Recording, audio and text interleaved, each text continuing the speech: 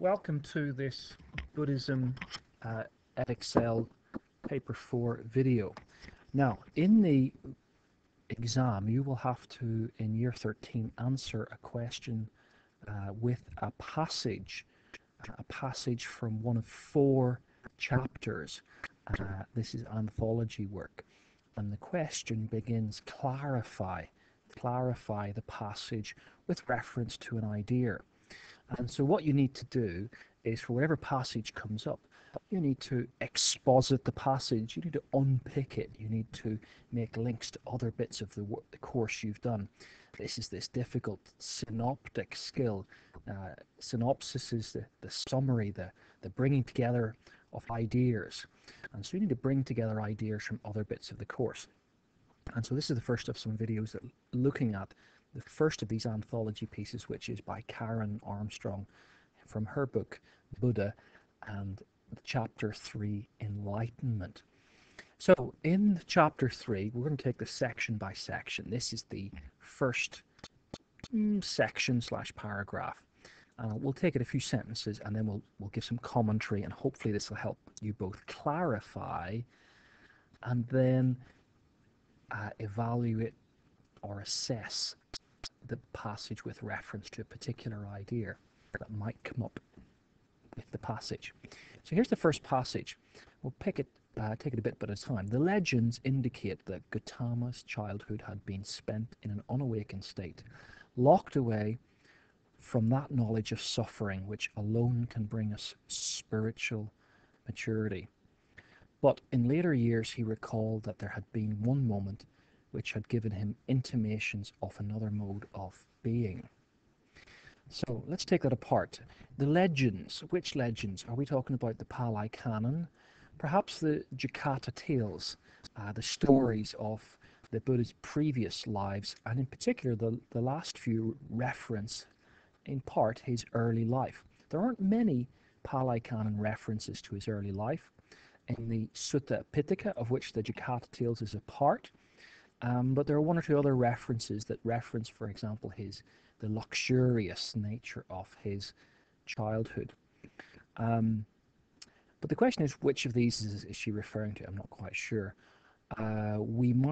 She might in fact be thinking of later texts like Ashvaghosha's biography, the Acts of the Buddha, the Bodhicitta, or Chiva as it's called. Okay, moving on. Unawakened state. Well, a Buddha is an awakened one, and he was in an unawakened state. Kush is saying that Siddhartha's palace life represents complacency and self-delusion. Later on she'll call it a pleasure palace.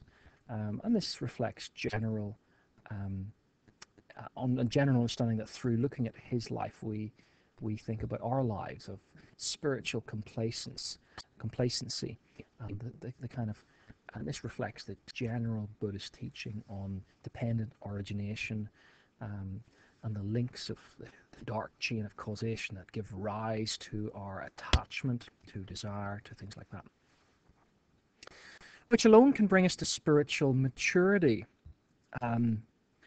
Suffering can bring us to a knowledge of suffering can bring us to spiritual maturity. Remember Irenaeus, you can make links to other bits of your course here, that would be fabulous. Irenaeus the Odyssey would say, suffering is a method of teaching us. God created us in his likeness but not his image. And perhaps Irenaeus would be a good link here to make. Suffering can bring us to spiritual maturity. Protestants might contest this. They would say it's faith in Christ that brings us to spiritual maturity. Muslims would say you follow the straight path. Again, synoptically demonstrate you can make links elsewhere. Intimations of another mode of being. Buddhism is in part a bit atheistic, but it isn't quite. It's not theism, but it's not quite atheism. It's pantheism. It does believe in the spiritual or the transcendent, and so this is perhaps a reference to that. What is pantheism? The belief that God and the universe are identical, that samsara and nirvana is the unconditioned, it's the ultimate reality that just exists, and everything else is an illusion and it is the only real thing. His father had taken him to watch the ceremonial ploughing of the fields before the planting of next year's crops. What ceremonial ploughing? What is this? Perhaps this is in the Brahmanism of the day. This is an older animistic practice that might have predated Brahmanism, typical of the Indus Valley religion mixed with Indo-European ideas. Lots of these early beliefs were reflected fertility religion, the belief in, and this seems to be connected here perhaps. All the men of the villages and townships took part in this annual event. So his father, Suddhodana, left his small son in the care of his nurses and left under the shade of the rose apple tree while he went to work. Now, this is something that crops up in the Jataka tales. In one of the last of the Jataka tales, we hear about the Buddha reminiscing about the rose apple tree. A lot of trees the Buddha sits under in his life. He dies under 2 trees. He meditates under 2 trees and is enlightened. He's born under a tree. The rose apple tree is a key moment, and he reflects back in one of the later Jataka tales of how he was able to meditate there. But we don't know what age he was. Here, Armstrong is just pulling this out of her, whatever. He could have been anything from 2 till 22, so you've got to be critical.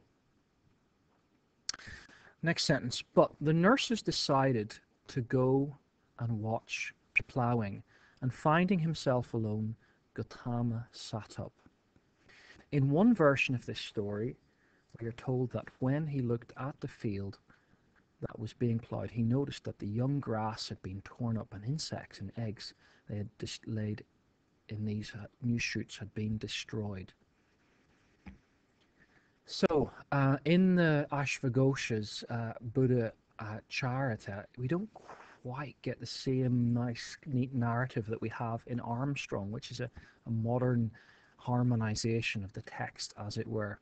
But in the Buddha Charita, the Acts of the Buddha, chapter 5, we get this. He saw ploughmen by the side of the road, and as they cultivated the soil, they inadvertently killed insects. He felt sad at heart, and the pain was greater than that of a dart piercing his heart. There's no mention, perhaps, of the ploughing match in the Buddha Achara. This story is another story from later Buddhism that is a harmonization of the text.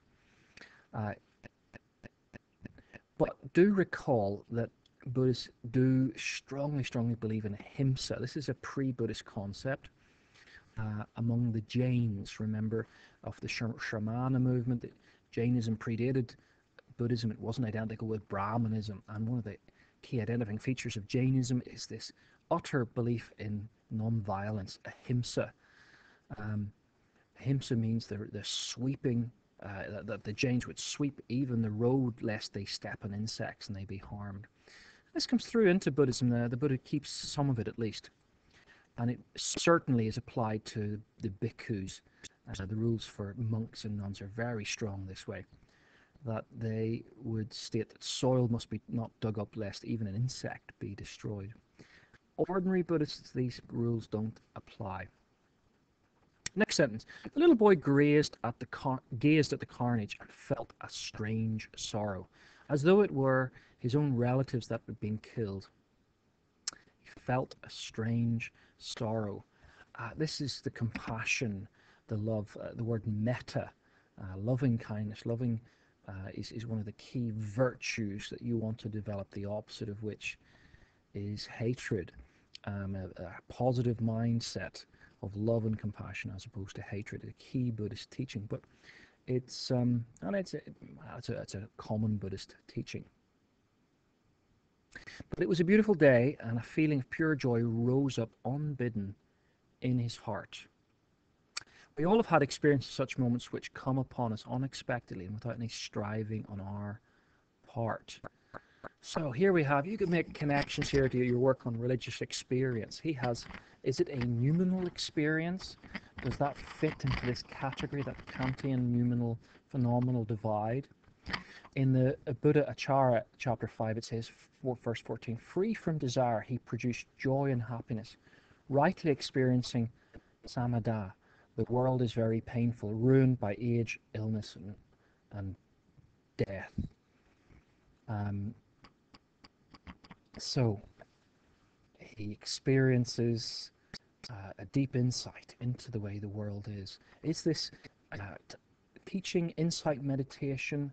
Perhaps. I will come back to that later. Next sentence. Make links. Keep making links with other bits of the course, with other bits of philosophy and ethics. Keep doing that. Indeed, as soon as we start to reflect upon our happiness, ask why we are so joyful and become self-conscious, the experience fades. So this, I think, is starting to reflect Armstrong's own. You need to know who Armstrong is. This mystical, former conservative Catholic, then become mystical, liberal, religiously minded person, has a very psychological view of religion and interprets Buddhism in purely psychological terms. She's going to mention the ego later a lot. Is this just the influence of Freud and Romanticism, and better her own apophatic theology, her mystical views on the transcendent? It's interesting, her language here. I wonder, do you agree? Do you disagree? Are you a romantic or an anti-romantic? Interestingly, the Christian writer C.S. Lewis, in his book Surprised by Joy, has a romantic moment, and he says, he describes stabs of joy, sublime experiences of the transcendent, glimpses of the eternal that is only fleetingly available in earthly loves and aesthetics. Not always the mystic, so that's interesting, of Lewis.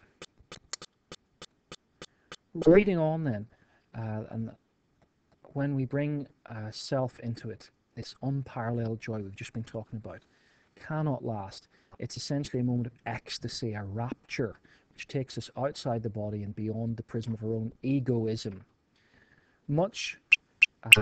Such ecstasis, there's a fabulous word, a word that literally means to stand outside the self, has nothing to do with craving and greed that characterize so much of our waking lives. As Gautama reflected later, it existed apart from objects that awaken Tana. Tana, what's Tana? Tana is one of the one of the Four Noble Truths.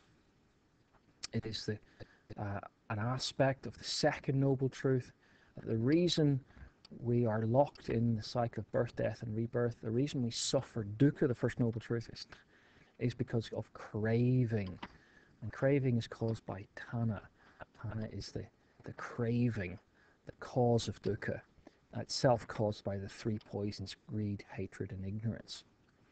Now, well, and we'll come back to commenting on those later because there's a development of the Buddhist thought there. So the child had been taken out of himself by a moment of spontaneous compassion.